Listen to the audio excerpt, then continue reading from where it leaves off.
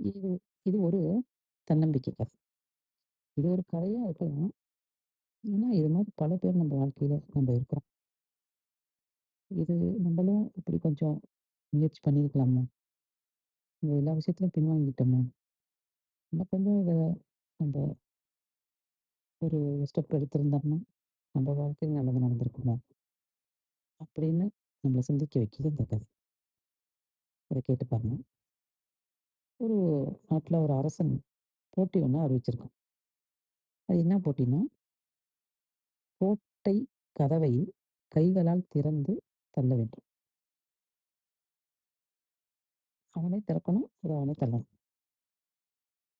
அதுக்கு என்ன பரிசுன்னா, வெற்றி பெற்றால் நாட்டின் ஒரு பகுதி தானமாக வழங்கப்படும். தோற்றால் தோற்றவனின் கை வெட்டப்படும். இதுதான் ராஜா சொன்னது. மக்கள் வந்து இத பல விதமா யோசிச்சுட்டு, "ஐய்யய்யோ! கை போச்சுன்னா என்ன பண்றது? வேணாம்." அப்படின்னு எல்லாருமே ஒதுங்கிட்டாங்க.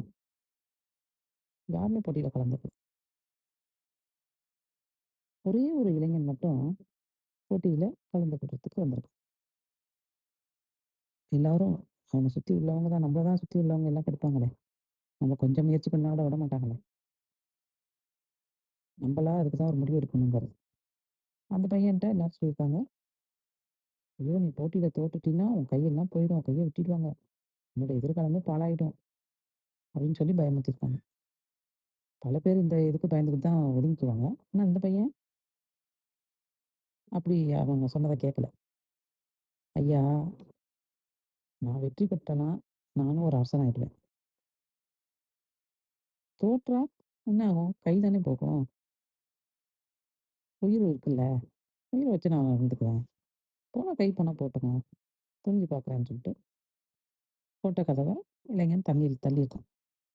அது என்னன்னா, அது கதவ பூட்டவே இல்லையாம் அவங்க. சும்மாவே சாத்தியிருக்காங்க.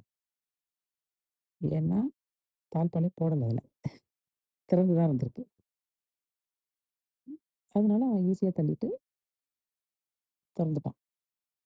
அவனும் ஜெயிச்சுட்டான். அவனும் ஒரு பகுதிய குடுத்துட்டாங்க. அவன் நெனச்சத முடிச்சுட்டான். இப்படிதாங்க பல பேர் பயந்து பயந்துகிட்டு, ஒண்ணு நமக்கே நம்ம பயப்படுவோம்.